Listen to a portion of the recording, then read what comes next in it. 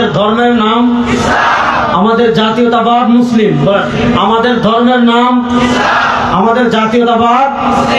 সবাই যুবকরা জুড়ে বলেন, আমাদের ধর্মের নাম আমাদের জাতীয়তাবাদ। আমাদের ধর্মের নাম আমাদের জাতীয়তাবাদ। এবার আসেন, ইসলাম ধর্ম আর অন্যান্য ধর্মের একটা মৌলিক পার্থক্যের জায়গা বুঝেন। ইসলাম ধর্ম আসার পর অন্যান্য সকল আসমানি ধর্ম রহিত হয়ে গিয়েছে। ইসলাম আসার পর আল্লাহ রাব্বুল ইজ্জত ওয়াল জালালের কাছে একমাত্র মনোনীত ধর্মের নাম ইসলাম। বলেন, ইসলাম আসার পর আল্লাহ রাব্বুল ইজ্জত ওয়াল জালালের কাছে একমাত্র মনোনীত ধর্মের নাম ইসলাম।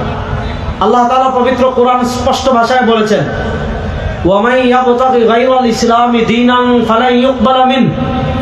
আল্লাহ তাআলা বলেছেন, ইসলাম আসার পর কেউ যদি অন্য কোনো কিছুকে দিন হিসাবে গ্রহণ করে, কেউ যদি ইহুদিবাদকে দিন হিসাবে গ্রহণ করে, কেউ যদি খ্রিস্টবাদকে দিন হিসাবে গ্রহণ করে, কেউ যদি হিন্দুত্ববাদকে দিন হিসাবে গ্রহণ করে, কেউ যদি গৌতম বুদ্ধের আদর্শকে দিন হিসাবে গ্রহণ করে, কেউ যদি ন্যাশনালিজমকে দিন হিসাবে গ্রহণ করে, কেউ যদি ধর্মনিরপেক্ষতাকে দিন হিসাবে গ্রহণ করে, কেউ যদি গণতন্ত্রকে দিন হিসাবে গ্রহণ করে, কেউ যদি সমাজতন্ত্রকে দিন হিসাবে গ্রহণ করে, কেউ যদি কমিউনিজমকে দিন হিসাবে গ্রহণ করে, আল্লাহ বলেন ফালাই ইউকবালা মিনহু, কশিনকালেও কবুল করা হবে না, কশিনকালেও গ্রহণ করা হবে না। ইসলাম আসার পর আল্লাহ রাব্বুল ইজ্জত ওয়াল জালালের কাছে একমাত্র মনোনীত ধর্মের নাম, মুখলে বলেন একমাত্র মনোনীত ধর্মের নাম। দেখেন, হযরত উমর ইবনুল খাত্তাব রাদিয়াল্লাহু তাআলা আনহু, মুসলিম শরীফের ঘটনা, আল্লাহর নবী সাল্লাল্লাহু আলাইহি ওয়াসাল্লামের কাছে একদিন তাওরাত নিয়ে আসছেন।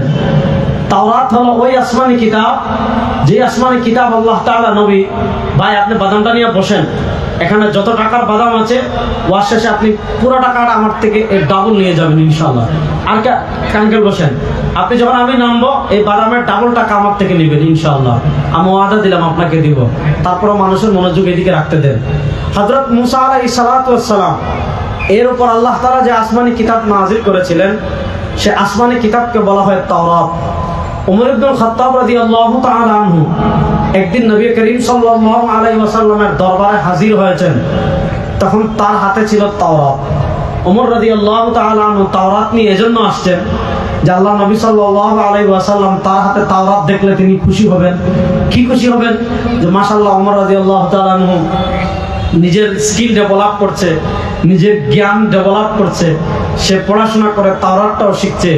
ওমর রাদিয়াল্লাহু তাআলা মনে মনে ছিল যে আল্লাহ নবী সাল্লাল্লাহু আলাইহি ওয়াসাল্লাম খুশি হবেন, মাশাআল্লাহ আমার ওমর তাওরাতও পড়ছে। কিন্তু ওমর রাদিয়াল্লাহু তাআলা বলেন, আল্লাহ নবী সাল্লাল্লাহু আলাইহি ওয়াসাল্লাম তার হাতে তাওরাত দেখে আল্লাহ নবী সাল্লাল্লাহু আলাইহি ওয়াসাল্লাম প্রচন্ড রাগ করলেন।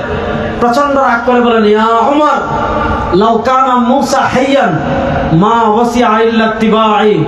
ইয়া ওমর লাউ কানা মূসা হাইয়ান মা ওয়াসিআ ইল্লা ইত্তিবাই। ও ওমর শুনো, তুমি কোরআন লাভ করার পর তাওরাত পড়ছো, তুমি কোরআন লাভ করার পর মূসার তাওরাত পড়ছো, তুমি ইসলাম পাবার পর তাওরাত পড়ছো, তুমি পৃথিবীর শ্রেষ্ঠ মহামানব সরওয়ারে দু আলম সাল্লাল্লাহু আলাইহি ওয়াসাল্লামের আদর্শ লাভ করার পর তাওরাত পড়ছো। শুনো, আমি দুনিয়াতে আসার পর, আমার কোরআন দুনিয়াতে আসার পর, আমার আদর্শ দুনিয়াতে আসার পর, এই তাওরাত যার উপর নাজিল হয়েছে, লাউ কানা মূসা হাইয়ান, এই তাওরাত যে নবী মূসা আলাইহিস সালামের উপর নাজিল হয়েছে, সেই মূসা আলাইহিস সালাতু ওয়াস সালাম যদি দুনিয়াতে জীবিত থাকতেন, মা ওয়াসিআ ইল্লা ইত্তিবাই, মা ওয়াসিআ ইল্লা ইত্তিবাই, মা ওয়াসিআ ইল্লা ইত্তিবাই।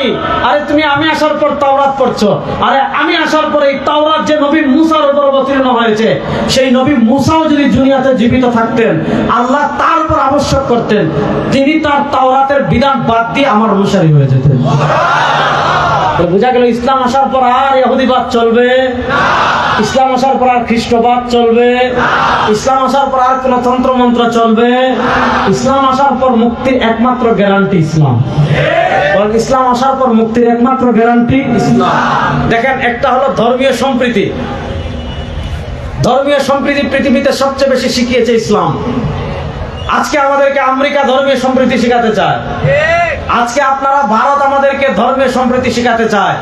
আমরা বলি আমাদেরকে যারা ধর্মীয় সম্প্রীতি শিখাতে চায় এরা পৃথিবীর মোস্ট ওয়ান্টেড শয়তান, এরা পৃথিবীর মোস্ট ওয়ান্টেড সন্ত্রাসী।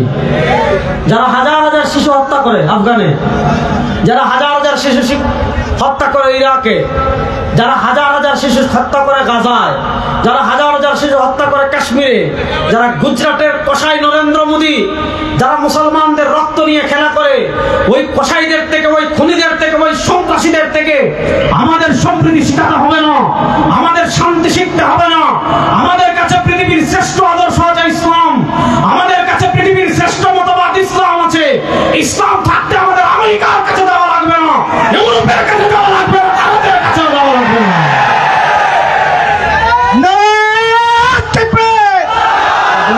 এটা বন্ধ করে রাখুন, স্লোগান দিলে ওনারা দিবে, এখান থেকে দেওয়ার দরকার নেই। ভালো করে বুঝেন, খুব ভালো করে বুঝেন।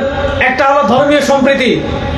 পৃথিবীতে সবচেয়ে বেশি ধর্মীয় সম্প্রীতি শিখিয়েছে এবং রক্ষা করেছে ধর্ম, সেই ধর্মের নাম হলো ইসলাম।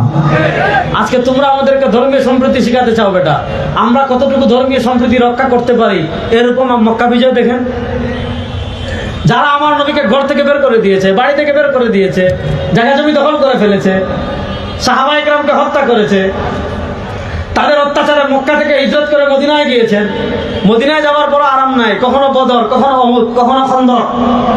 মক্কা বিজয়ের দিন নবী করিম সাল্লাল্লাহু আলাইহি ওয়াসাল্লাম যখন বিজয় লাভ করেছেন, তিনি বলেছেন আল ইয়াউম ইয়াউমুর রাহমা, আজকে হলো রহমত প্রদর্শনের দিন।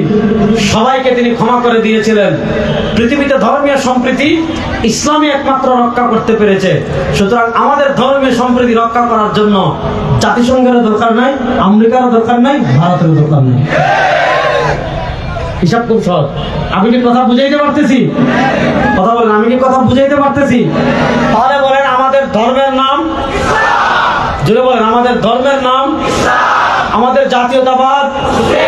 যুবকদের আওয়াজ শুনতে চাই, আমাদের জাতীয়তাবাদ।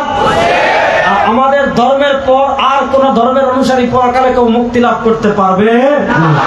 এজন্য শুনেন, সারা দুনিয়ার মুসলমান আমাদের ভাই, তাদের সাথে আমাদের একটা সম্পর্ক আছে, সেই সম্পর্ক হলো লা ইলাহা ইল্লাল্লাহ। শুনেন, আজকে আপনি কারো বাপের স্লোগান দেন, আজকে আপনি কারো নেতার স্লোগান দেন, আজকে আপনি কারো নেত্রীর স্লোগান দেন, রব্বে কাবার কসম করে বলি কোন স্লোগান আপনাকে মুক্তি দিতে পারবে না। রব্বে কাবার কসম করে বলি হাসরের মাঠে কিয়ামতে কোন নেতা আপনার পাশে দাঁড়াবে না। আপনি যদি দুনিয়া আখিরাতে সফলকাম হতে চান, আল্লাহ তাআলা বলেছেন ওয়ামা আরসালনা মিন ক্বাবলিকা মির রাসূলিন ইল্লা নূহি ইলাইহি আন্নাহু লা ইলাহা ইল্লা আনা ফা'বুদুন। আমার নবী সাল্লাল্লাহু আলাইহি ওয়াসাল্লাম শিখিয়েছেন ইয়া আইয়ুহান নাস